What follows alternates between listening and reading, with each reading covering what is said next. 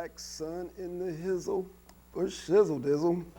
We got an excellent show today.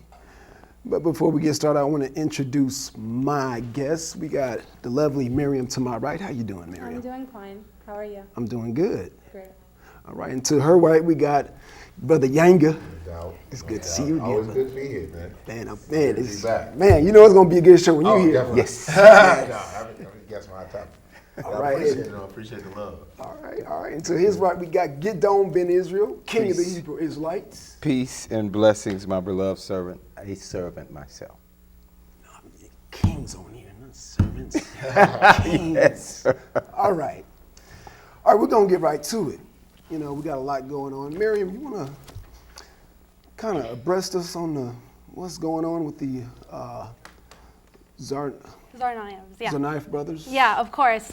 So I'm sure everyone knows about the Boston bombings, Right. and you have two brothers that are accused to have committed this crime. You have Jahar Tsarnaev, the younger brother. That's right. And then you have Tamerlan Tsarnaev, the older brother. Right. And so we're being continuously told that these are the suspects, and yet there's still no evidence presented that Right. they committed the acts. The only piece of evidence, if you can even call it evidence, is them walking through during the bombing. They were just civilians at the bombing for all we know. They could have been targeted just like anybody else. Mm-hmm. And so now the pressing issue, Tamerlan was murdered, Right. and his younger brother is now in a military hospital, Jahar. With his throat suddenly can't talk. Yeah, exactly. And another thing to know is that they said that he was armed in the boat, and he was Right. shooting at the officers and the authorities, and then he shot his neck in an attempt to commit suicide, and then they retracted all of that, said that he wasn't even armed.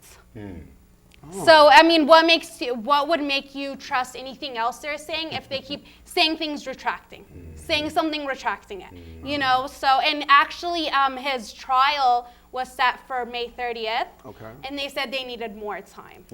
Why would they need more time? He should have a trial within a specific amount of time, and they extended that.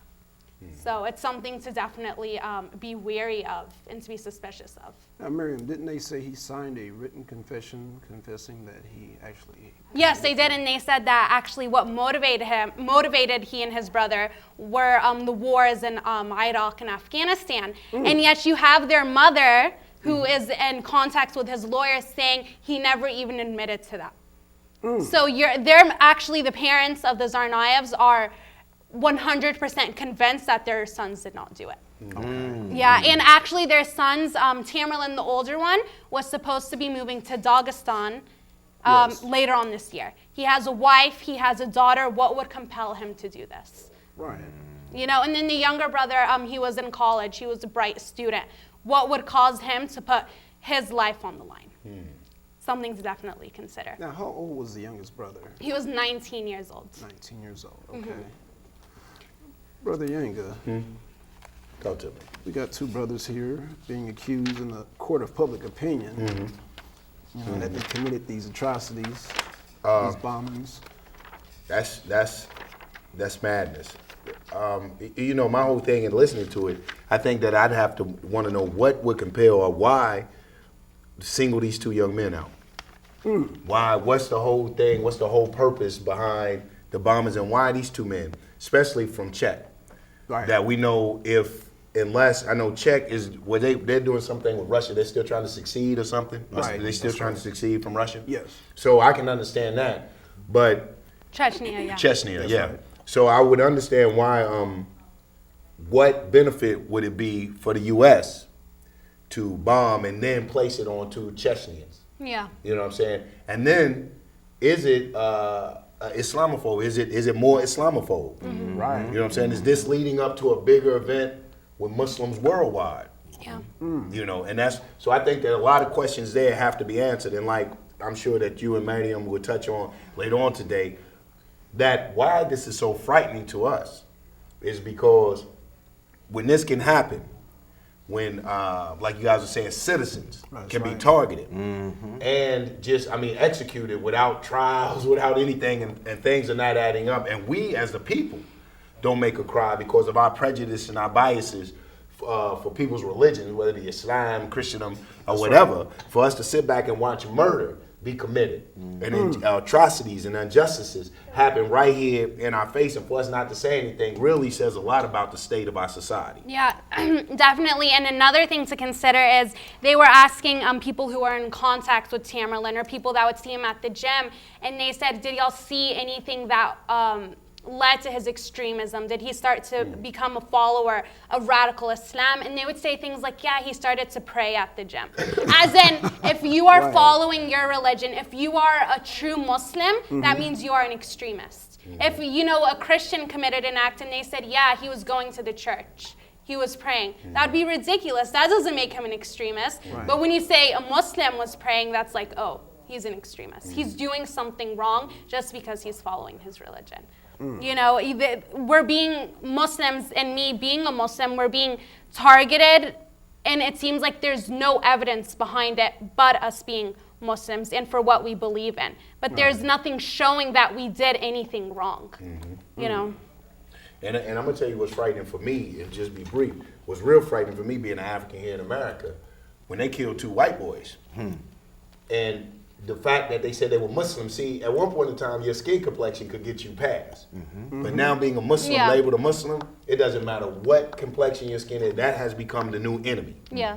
That has become the new enemy of America and a lot of imperialist countries. When they have to have someone to face, a name to throw out there to blame from things, they have become the new enemy. And I think that should have been an eye-opener for everybody, especially for people of color in this country, to know when they start murdering their own and endorsing and sanctioning the murder of their own and just slapping it because they were of a particular religion. All heads need to be up. Today the Muslims, tomorrow the Buddhists, you know what I'm saying? Tomorrow, the day after that, the dude with no religion. You know what I'm saying? So it has to be. Oh yeah, wait a minute. Wait a minute. They're coming for you. Wait a minute. They're coming for you, brother.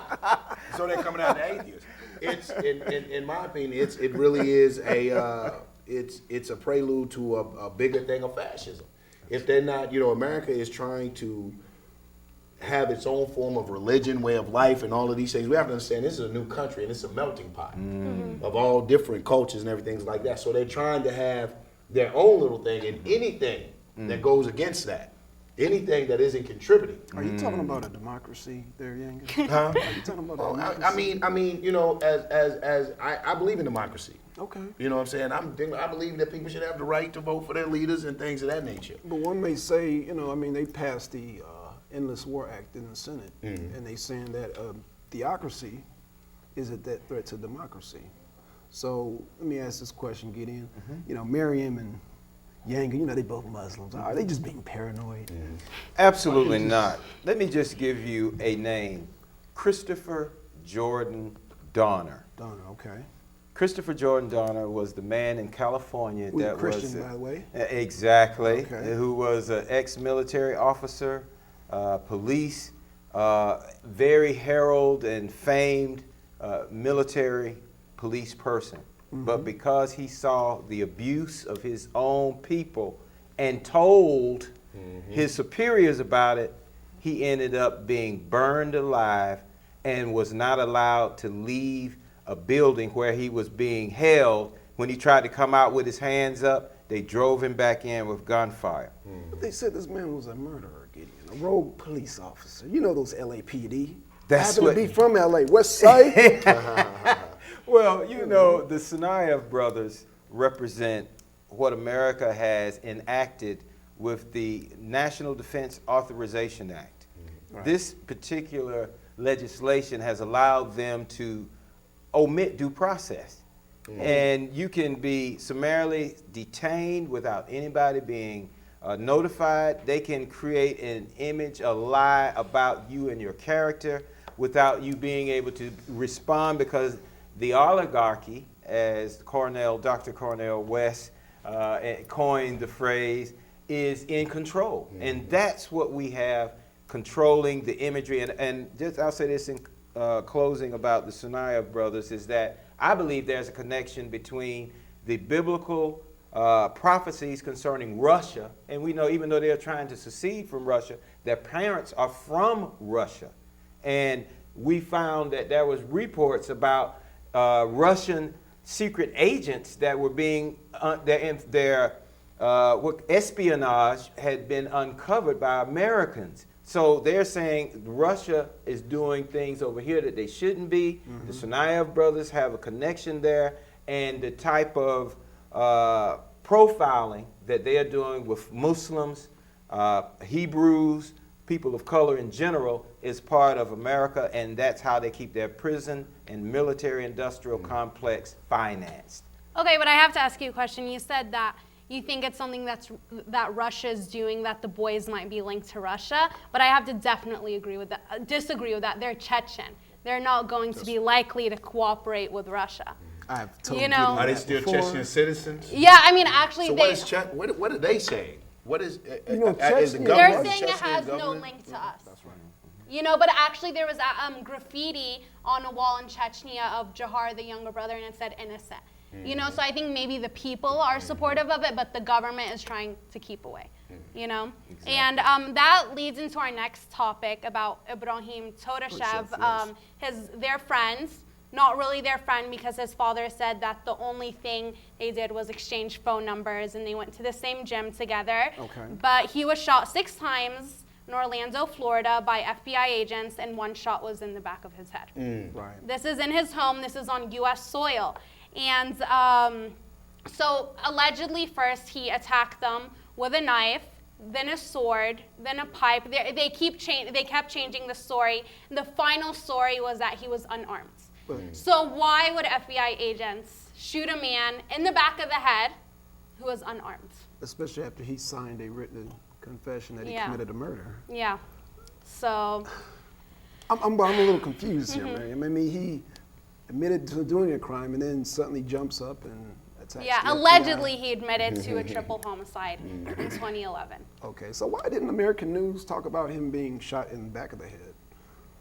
Because that would mean that he probably was innocent, that FBI agents were in the wrong, and that should not be revealed on mainstream American news.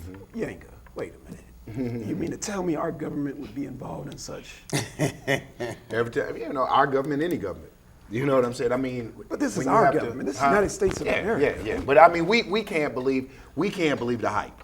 We can't get caught up into the image that they put out there for everyone else. Okay. Especially us as, like I said, being minorities, being African here in America. We know the underlying. What we're seeing here happen to the brothers, we have seen happen so many times before in our community. I think now, though, is a time for us to set aside our disagreements, and me being a Muslim would say this, that it's time, and you've heard me say this many times before on the show, that it's time for Muslims to come out of the masjid. That it's time to get more politically active. That it's time to start being more aware. A lot of the Muslims and a lot of people of ethnicity and the minority people are scared to stand up because of when they isolate us and they attack us. When they isolate us, they attack us. You know what I'm saying? And we only feel like this little group. But if we get out, if all oppressed people will get out there and say, hey, look, this is not right. If the African Americans come out and say, you did to them what you have been doing to us Right. forever, if the Muslims will come out and say, hey, this is Islamophobe, anti-Islamic. Exactly. If the Jewish community, whatever, come out, because Exactly. you're talking about human lives. Exactly. Yeah. You're talking about human lives. Right. And, Young and we're human talking lives. about due process, and we're talking about, even when you talk about Ibragim, the 6 shots, one in back there, Yeah. this sounds like execution. Exactly. I mean, there's a lot of things that should be questioned, and if not so much, we have to get past the point of hearing it. See, this is my thing. If they're terrorists, and if they're all of this, what was the point of even coming with they're Muslim? That is it. So when you can throw these key words out there, Exactly. it dehumanizes the victim, and you no longer see a 19-year-old young man. Right. Right. Like she was saying, when you look at his tweet, Right. who likes to eat whatever he eats, pizza, he does the other things that every Completely other, normal boy. totally Yeah. normal. It takes away from the murder, Right. or the murder of his older brother, him being wounded, and his friend. Yeah. Exactly. You see what I'm saying? Right. Because we had these, we don't look at jihad. Yeah. We don't hear their names, and we hear Muslim.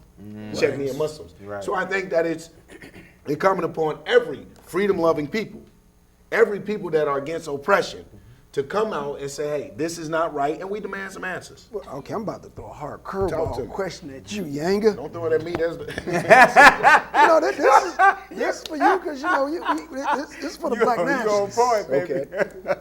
why do our people lack such empathy? As it doesn't happen. I mean, why? What's Because we've been brutalized. Thank you. Excellent. Okay. Because we have been brutalized. We have, it's like a sore. If you keep rubbing the sore so long, it becomes calloused. It becomes desensitive to the touch and everything. And I mean, that's don't what get has me happened wrong. to I us. care about what happens to Kim Kardashian and Kanye West. You're but, right. We're trying to see the baby looks people like Of course. What's eyes of the butt now? Right, of course, because So this I'm not is what, that empathetic. This is what has been programmed to us. This even Exactly. goes back to like what you're saying here about the anti-Islam or the Islamophobia. If the television says, especially amongst us as African American people, I've never seen such a phenomenon in my life. Here you have, we've come over, we had a religion that blatantly, we were enslaved, given a different way of life. A lot of us came from West Africa. We were Muslim That's right. when we came over, but we were given a different religion. Like we were talking to the gentleman earlier. Yeah. We were talking about the atrocities, the barbarity, just the treatment of us as a people. And then when we go back or we revert to our natural way of living, which is Islam, all of a sudden we become the enemy. You know what I'm saying? And even amongst African Americans, man, you a Muslim? Don't tell me you a Muslim. So we have to get out of this. I think the first thing we have to do is we have to identify, with all due respect to every other people, Exactly. they know who they are as a people. Right. The African here in America doesn't know who he is. This is why he can't empathize with anyone Wait a struggling. minute, man. We from the Exactly. Gambinos. Huh? From the Gambinos. We from the Gambinos. I listen to the rappers now. Amigos. We the Black Amigos. We take on these other names. Right. You know what I'm saying? And I love my name, which you know is Ibragim. Right. I love my name, but I took on Yang and Kruma Right. to reflect more of an Afrocentric way of thinking, because it's not a disrespect to my Abi or my Umi, but it's just a matter of saying, okay, when you, like if you go in a World Assembly, and I'm gonna be brief, because there's some good things I want the sister to be able to get to. Yes, yes. If you go in a World Assembly and they call out Sanchez Alvarez, who do you look to come out? Hispanic, Hispanic. They call out Bombada Sanada. Who do you look to come out? African, They call out Ibrahim ibn Abdul Qahar. Who you look to come out? Muslim. yeah. A Muslim, but a lot of times it probably will be an Arab of someone, and then I come out. You see what I'm saying? So the African here in America, he doesn't have an identity, so it's hard for him to empathize with someone else. You know what I'm saying? This is one of the strong points, but I'm gonna tell you, in conclusion, this is one of the reasons they hate Islam. Because the African here in America, who has been subject to all type of inhumane treatments, have shaken off the way of their colonizers, the way of their oppressors, and have returned to, a lot of them have returned to the way of God, you know what I'm saying, and have started practicing a humanitarian way of life. And what ends up happening when you practice a humanitarian way of life, you don't look at it from a racist perspective or this perspective. You see the Muslim as your brother or your sister, and it creates a world community. And it's Right. harder to control that world community like But the that. government has a very sly way of throwing up things like Sharia law. Saying that, look how they brutalize the women, and look how, they keep Oh, okay. educating. Could I answer that? I Right. could make the same Okay. argument. Okay. In the United States, you have fundamentalist Christians running things. I I mean, agree. it's still a prevalent topic of should abortion be legal or not. Right. Whether or not you agree with it, that is the Christian influence. You have these That's true. evangelical Christians that are making sure that the U.S. stays committed to the apartheid state of Israel, while Palestinians, 15% of Palestinians are Christian. And yet they are being oppressed. They're being oppressed along with their Muslim brothers, but because Israel is the land of the chosen people, and because Jews are for some reason that they're thought of to be superior than everybody else.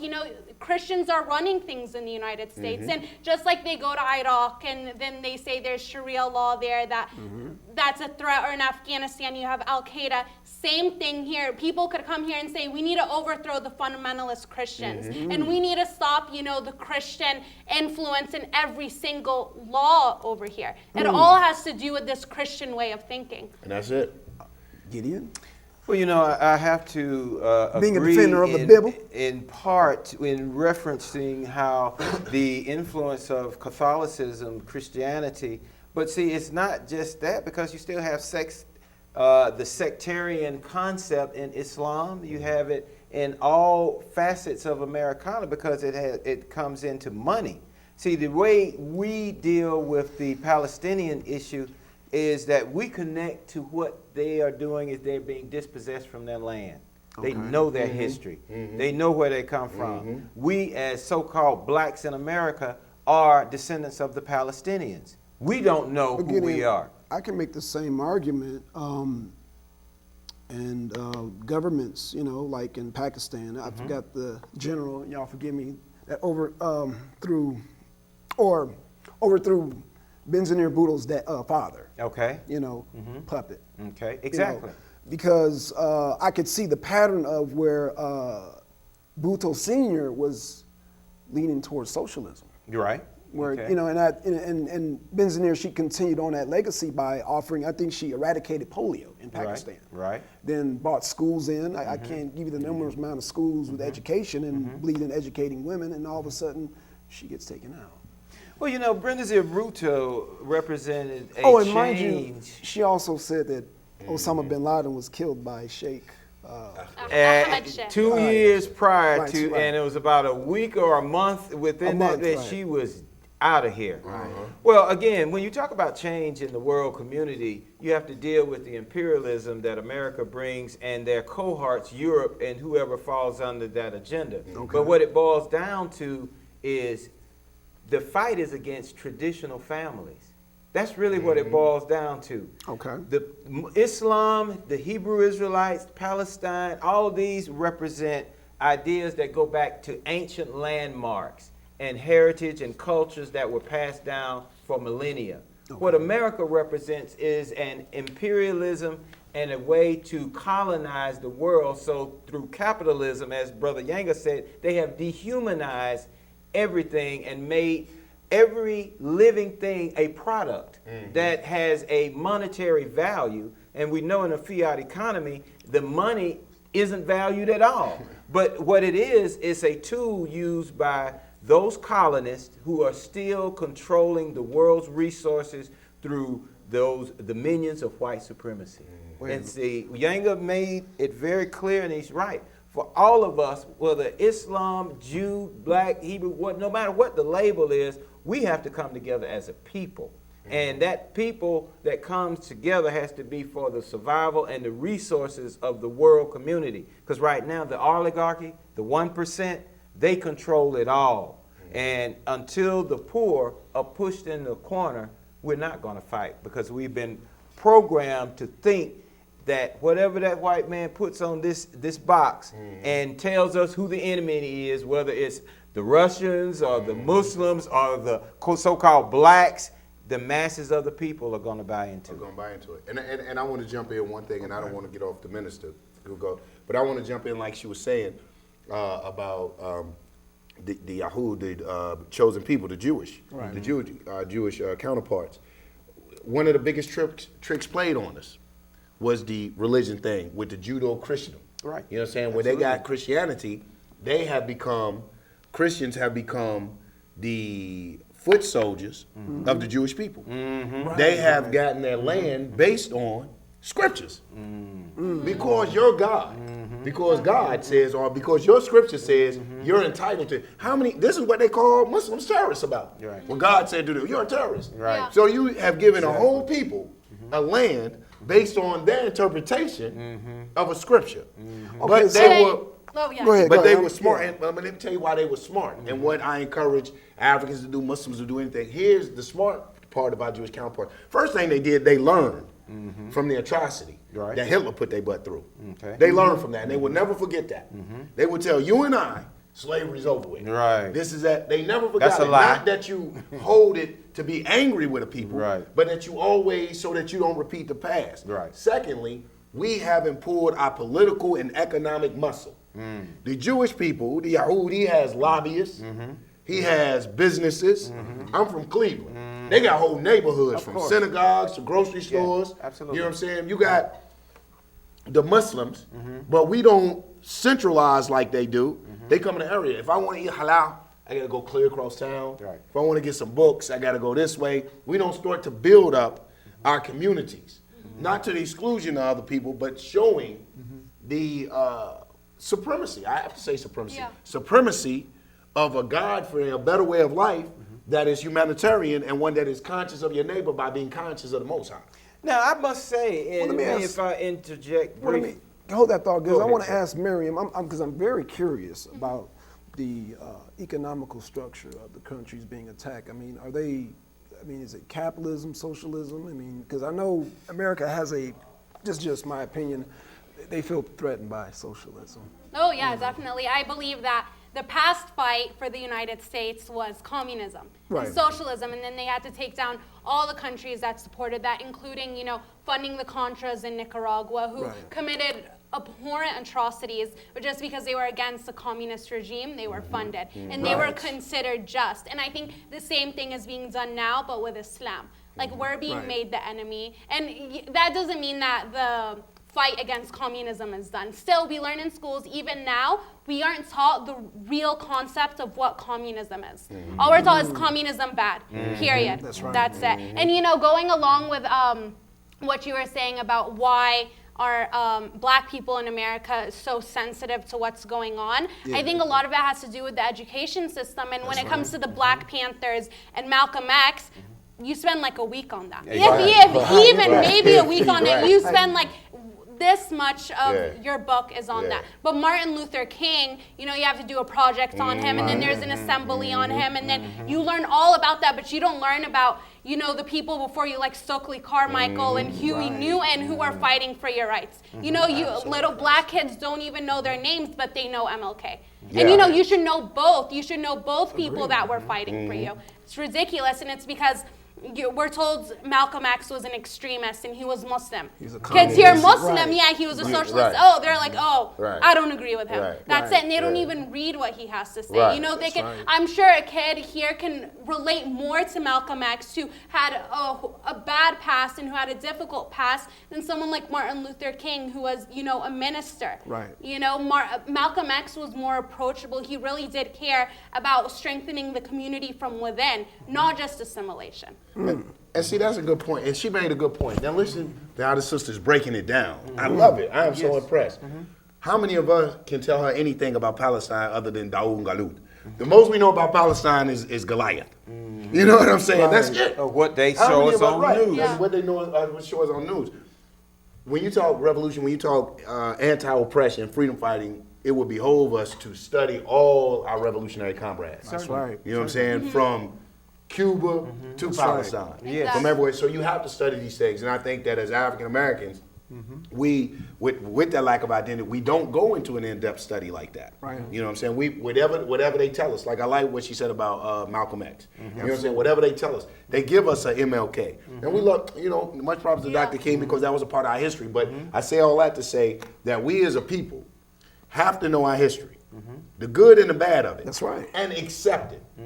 And accept it, and then we can learn from it. We have to stop being apologetic and burying our own history and burying our revolutionary fighters, Yeah. our freedom fighters. I definitely agree with you. And another point I want to bring up is Okay. we're being taught in schools that, Black history goes back to slavery. You're right. We're not Right. taught that it goes back to Africa. Africa and these rich communities and how wonderful Mali was and how, Islam was brought to Africa. We're not taught that. We're just taught slavery. That's where it began. Y'all were only slaves, and then right. y'all have elevated from here. Not Black people were at the top, and then unwillingly they were brought here.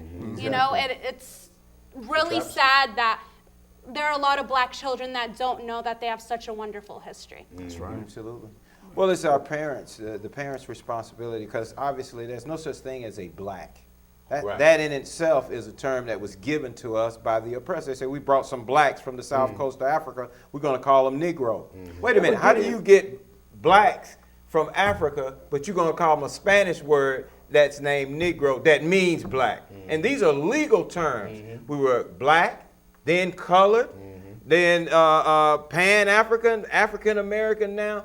These are all fallacious terms associated with the people that have been dispossessed from their land. But Gideon, why are our institutions, whether it be the churches or the educational system, telling, because They're funded by the oligarchy. what? No, this goes to your Go church ahead. too. Yes, sir. They scare people into not studying other books. They say anything outside of the Bible is the book of the devil.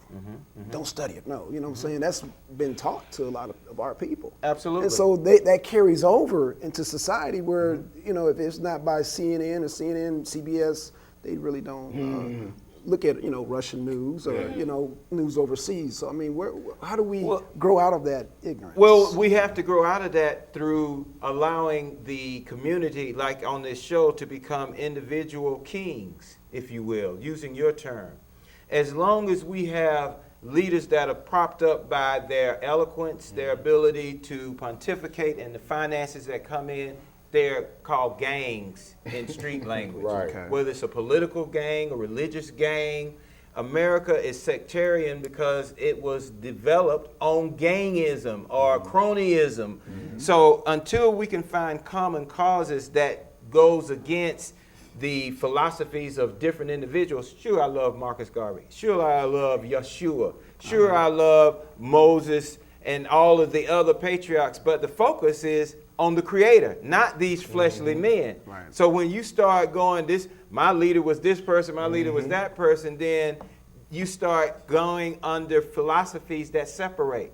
So we have to have a holistic approach in our concepts about life, liberty, and justice, and it can't be based on an individual's philosophy. Can I jump in on Yeah, that go real ahead. quick? Yeah, I think so- one of our things too, and I'll be brief, No, go ahead. we have to stop, we have to be a living people. You know what I'm saying? We have to be living people.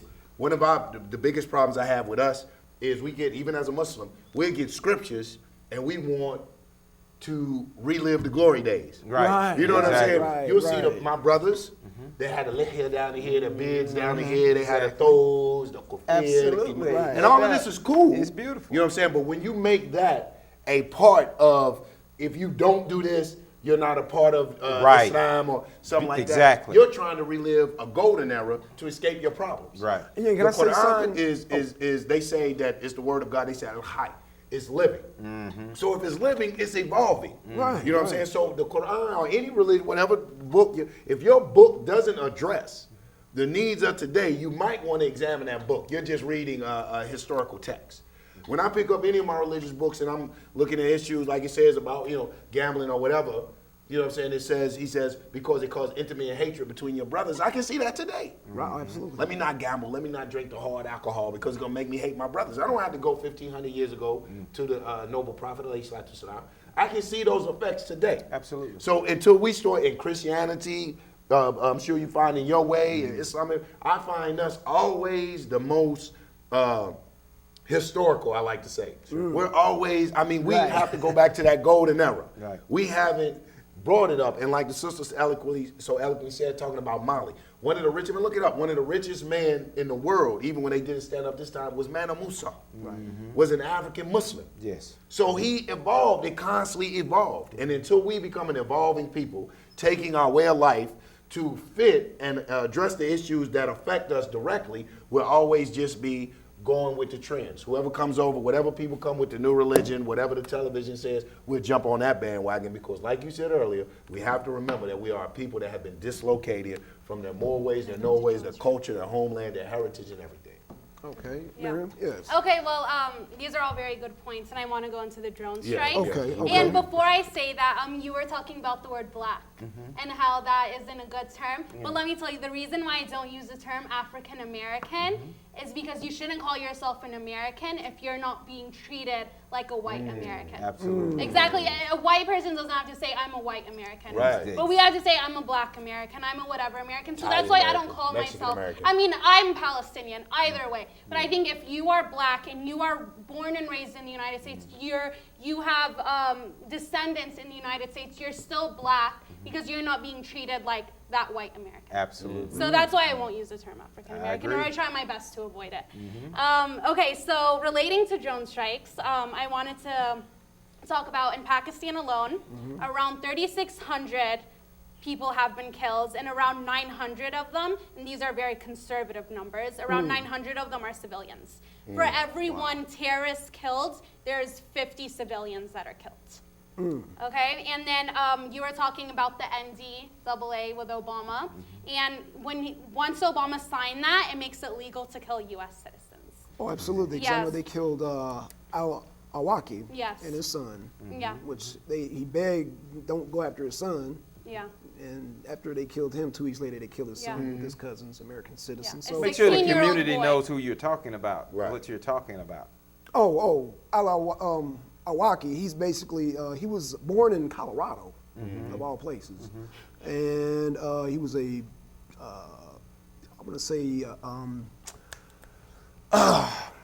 y'all help me out here. I'm he not was- sure. That's okay. what I was They asking. say he was Okay. linked to Al Qaeda. Okay. Right, Okay. He was linked Okay. to Al Qaeda. Either way, whatever links he has, his 16-year-old son was killed in a drone strike. That is never justified. A child, and his son was also a U.S. citizen.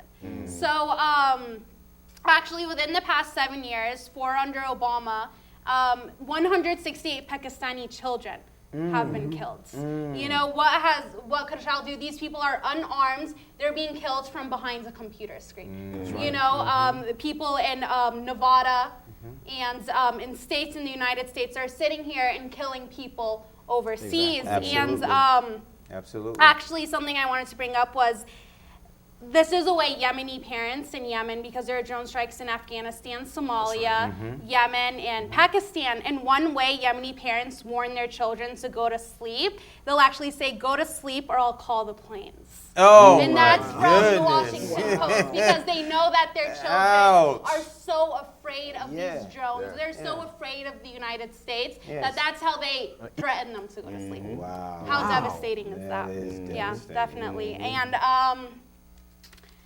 But what do you do? I mean, okay, now it's time for devil's advocate. Okay, you have a country. yeah. You have a perceived threat. right. They don't care about killing any of your women and children. 9/11 proves it. You know what I'm saying? So what do? You know who your enemy is. There's going to be collateral damage in a war. What do? Go in and try to extract them, to risk your soldiers, to risk, your other civilians' life. And if you can be a citizen, you can be born over here, but if you side with my enemy, should I still take your citizenship as a... Well, it's called negotiation. It's called diplomacy. In America, they have gone and thrown those terms out the door because when they want something, diplomacy, having ambassadors come and negotiate, they've walked out of world conferences on the environment and population control. So America On is... Palestine as well. On Yeah. Palestine. Oh, they're always walking out on they Palestine. walk out. So unless you know these things, you would say, oh, America is an advocate for peace and good all around the world. Lie. If they can't impose their will on you, they say either you take this fake money we got or we going to bomb you. How you like us now? Yeah. Let's go party. That's how they roll. So when we saw that even when the president came to, where did he come to in the F.B.I. agents had the girls that in the hotel and everything. That was down in South America. You know what I'm saying? Yeah. Yeah. Well, this is what the FBI, the CIA, their rogue operations, just like we saw with Ali North and the Iran-Contra. Oh. There are organizations within the organizations that are carrying out the will of the power elite. And now we know in the political arena, how can we as individuals out lobby corporations who are legally persons and are given all the benefit legally now? A corporation is a person and they have wealth unlimited. Well, this is the. Go ahead, Young. Yeah. I mean, I'm just saying this is the monster that capitalism created. But go ahead, Exactly. yeah. Well, this is the question I want. Well, would it be better if, because America, you had a freedom of speech, Right. you have freedom of religion. In a lot of countries, and even I'm a Muslim, say even in some of these countries, apostating will get you killed. That's right. You see what I'm saying? So, do you trade in freedom of religion and freedom of speech for security, or do you have these freedoms, or these so-called freedoms that you have in America, Bingo. and go get your enemies? Wait a minute now, you before they say get it over here? right, so-called freedoms, because what you're doing in America, you're being programmed through media. Even though they claim that you are free, they are isolating your frame of reference with the pigeonhole information they give you on Christianity, Muslim, Islam, Judaism. They give you what they want you to know. And unless you go on the BBC or some other sources of information, only thing you're going to get what they've already designed for you to have. Okay. Well, Mariam, Yanga brings up a good point because 60% they say of Islamist women are against Sharia law that come here. that they complain that they do not want it in these court systems. And Yeah, they made I it- mean, that's justified. Just a lot of people want a secular institution. It doesn't mean you're any less Muslim. You could be Right. a really religious Christian, but you're just saying, I don't want religion in my government. It's as simple as that. You know, it's just that even though you But are how do Muslim, you separate Sharia law from Islam? I mean, don't they go hand in hand, or is yeah, that? they do go hand in hand, but it doesn't necessarily mean that you have to have it in your government. It is supposed, in Islam, you are supposed to be governed by Sharia law. Right. Yeah, and a lot of Sharia law, even though they present it like means stoning your women and it means Right. no religion of speech, it is actually a very beautiful set of laws that allow equality for everybody. But it doesn't mean that it has to be followed 100%. Just like most laws, even in a secular country, aren't followed 100%. So what would be the take on, like, in America we have, and this is go along with Yanga's argument, separation of church and state. Yeah. Well, let me give you an example. I mean, I don't see what the problem with that is. Well, this is the okay. problem. Yeah. Well, In okay, well, corporate America, and in the judicial system, they claim in America you're free. You just mentioned freedom of religion. But do you know a Muslim and a Hebrew woman can't go in the courtroom with their shawl or their covering? In corporate America, if you're a Muslim, you can work and you may have all the credentials to be the top #1 person, but if you want to come in that entity and dress with your face covered and your hair covered, they tell you no. Rightly So so. on one hand, they claim to say, thank you, They get you've in. been programmed. Oh, we're free. You're Yeah. not free. No, you're not. But I get think it. one of the Come on now. one of the things is that's why I say it goes with power. And I'm not knocking, since I niqab or the hijab and everything like that. Right, I think- When you have the power, if you're controlling the business and they don't want that in there, it's that simple. If you want some power, get your own business. It's that simple. And I want to go back to Sharia law. Sharia law, like any other law, this is why I talk about evolving. First of all, I think that when we discuss Sharia law, and Sharia law is a very beautiful thing, it has to be discussed in its context. When you look at Islam, Sharia law from Islam, the women back in the day, men used to bury their women, their daughter children. They would take as many wives as they want. Right. Women were brutalized. This is before Islam. And in the event of Islam, see, we're looking at it from 20th century in America in perspective. We're reading it, oh, this is terrible. Yeah. But when you're coming from that aspect where a man could just do anything he wants to you, take you, the coming of the Quran and the was a rahmah, it was a mercy. Definitely. So And- it was a mercy. So now we have to, and just like their laws here, they had laws that if we go back 20, 30 years ago, you be like, oh my God. So just like anything, without deviating from the Quran, we need our scholars and our people to without changing the laws, to modify them. Some of these words, I'm very touchy words, but for lack of, my vocabulary, to modify without changing Quran, of course, to bring them up to speed, so to speak. You know what I'm saying? When we talk about the hudud, cutting off the hand and stuff in Sharia law, they don't tell you it's over a certain amount. You don't steal a Tic Tac and go get your hand lopped Yeah. off. You know what I'm saying? So there are certain deterrents for certain things that you do. Exactly. You know what I'm saying? Me personally, if a man sleep with my wife, I'll throw the first brick. I will. Exactly. You know, me personally, I like that. Don't sleep with my wife. Yeah, It's that simple. So, but when you're living in a society that promotes corruption, Exactly. pornography, they think these Muslims are fighting anti-America, this and that. They're not saying that.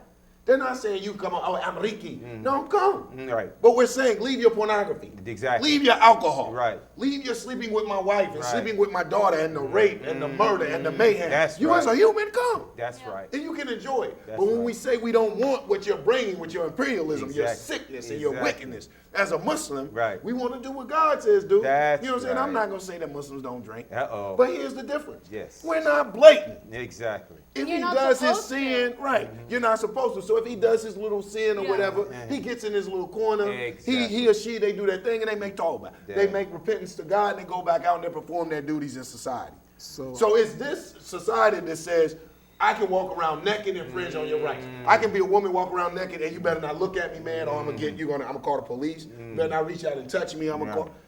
You're infringing on my rights. Right. What you want to do in your house, do in your house. Yeah, exactly. But the world and stuff belongs to the Most High, whatever. Don't infringe on my rights by coming out burning my eyes. You got the men and men kissing in the street. Exactly. Now I have to bring my child. Exactly. And if I teach my child, yo, don't do that, that's wrong. Oh, that's a hate crime. Exactly. That's a hate crime. Exactly. But if you had a sister covered a brother with a kufi, he's a terrorist. Exactly. What the hell is going on? That don't sound like freedom to me, home. It isn't. I think something else to bring up now that we're on this topic Okay. is there are some things that people don't understand about Islam. And things like you said that they're from a historical period, it could still be applied. Now, the reason, for example, the reason why you're allowed to have more than one wife, because during those times there used to be a lot of widows. Right. And there used to be of women, widows. and during that time, women could not provide for themselves. It's not like now where women can have a career. Then all women were dependent on men. So in that case, you could have another wife. And you can only have another wife if you treat them all equally. It is not allowed if it is for sexual desires or you just want more than one wife. No, it's not for that. It's for specific reasons where a woman is in need. That's how it should be used. Right. She has children, he's raising the Yeah, children. and another thing to bring up, after Islam, you know, I think it's well known that Arabs were slave traders. Yes. After Still are. Islam, there was a fine if you had slaves. Actually, one of the Prophet Muhammad's, like peace be upon him, alayhi salatu wasalam, one of his the closest people to him was Bilal, and he was a former slave. And even now, you have Muslims naming their kids Bilal. You know, because he was so dear to us, and because Islam made things like slavery, they told us that it was wrong. You know, you took a slave trading society and you made them stop it. And then you still had hundreds of years in the future, it's still happening with Christians in the United States. Right. And that's not something to blame on Christians, but don't blame Muslims for something if you're not going to blame Christians as well. I agree with that, Mariam, and this is the question that I always impose on both Islam and Christianity. And this is something that Benazir Bhutto had to go through during her years of being a prime minister of Pakistan. Where are the checks and balances? What do you mean? Meaning, okay, most religions in ancient texts, they teach a theocracy, meaning that they're led by the Most High or the God. Yes. Okay. But if a person like Benazir Bhutto, she grew up in a Western type of society, so the women, along with the men, they all sat down at the table. And her being the oldest child, she, you know, her father left her in charge. Yeah. Well, her neighbors, people that were next door to her, they were like, well, how could you do that? You're supposed Yeah. to stand while they're eating. And, you know. And that's you know. not the Islamic way of doing it. No. Okay, so right, that's why I say where the checks and balances, because people can take that interpretation. Well, I think a lot of things what happens is we have to know, it is incumbent upon a lot of Muslims to teach, but this world doesn't want Islam. There's a lot of influx of culture in Islam. You can go Yeah. to different places and people's culture will be different. You know what I'm saying? But the Islam should be there. So a lot of times when we see people's culture and we find out that they're Muslim, we take that as Islam. You know what I'm saying? Like you can go to Africa. Like she and Marium and I were talking. And we said we'd be in China anyway. The thing about Islam is to unify. And I won't speak Chinese, don't, you know, probably the food, the dress, anything. But if I hear the call to prayer, God is the greatest, God is the greatest, and out of Allah, then that's that, you know, okay, I know where to go. I know where I can get some assistance. But I have to be careful not to, or I think people should be careful not to mistake culture for the Islam, and a lot of that is what you're talking about in culture. And like anything that we go through, like you talk about the sisters, hell, when did women get the right to vote over here? You're right. You know what I'm saying? I mean, so everything goes through evolution. Even we talk about atheism. I look at, you know, I get down with socialists and communism, but I look at Stalin, who was what? A socialist. A socialist. That's And right. he was a murderer. Yes, he was. And he was a straight murderer. So No was religion. Malcolm. Right. But off of what he felt like was better people. So human beings, I think human beings use religion, or people use religion to excuse the sick behavior of human beings. Well, let me- and you have a sick human being should be a sick human being regardless of what he Label. belongs to or she belongs to. Exactly. Okay, I wasn't gonna bring this up, but since it's the arena, I'm gonna bring it up. The two brothers in England, Yanga. The Sanaya. No, these are not just And an half Woolwich brothers. in England with the Yeah. machete. With the machete. and Oh, they that He didn't hack, run. the Brother didn't run. Brother military was like, guy. yo. Yeah. But, But you know, it becomes touchy because he said some things that I can relate to, his women and children being killed. Actually, he Absolutely. was England born, but he said, I can feel where the be in Palestine, Right. where it could be in Yemen, where it be in Africa. Oh, what about in being- America? America, hell, They've been Trayvon killing Martin. our Right. children. Right. There's 25 missing and murdered children. So and this is what I'm gonna have to question this, and everybody y'all can just jump in.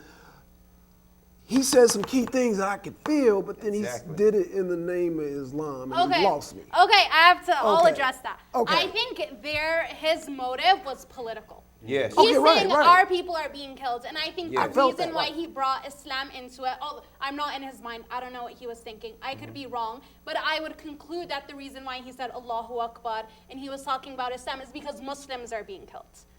Right, but see, Yanga had said something like, if you guys were in China, that would be a unifying call. Yeah, and exactly. The political, as a black man, knowing the treacheries in the Congo, knowing the treacheries in South, I can go down the list, Yemen, Libya. I felt what he was saying, and when he said Islam, it just hurt. I was like, But it you shouldn't know, have. that. It shouldn't have. I think that. But that's what I'm saying, but for the general public, For the though. general public, because that's Right, that, they that's put a that big stop Islamophobia. sign. Well, but I don't. Oh, you can ahead. go. Oh, go- No, yeah, I go, just go want to ahead, say yeah. something real quick, then you can Okay. go. I just want to say, why are people so confused by the fact that he said Allahu Akbar or he brought Islam into it? Muslims are the ones being killed. You have Muslims I being killed agree. in Palestine, in Afghanistan, in Iraq, in Pakistan, in Yemen, in Somalia. It's happening all over the Muslim world. Right. So that's why, of course, he's going to bring Islam into it, and it's because of countries like the United Kingdom and because of the United States that are a big reason why Muslims are being killed. And Mary, Now, okay, go I ahead. just want to address Yeah. on the Islamophobia, and I think that that's what the importance of knowing what. See, a lot of us, especially in America, we don't know Islam. Exactly. We know Elijah Muhammad. Right. We know Malcolm X, but we Right. don't know Sunni Islam. Exactly. You know what I'm saying? So what happens is, if you know Sunni Islam, you know, as me coming up as a Muslim, all I ever heard all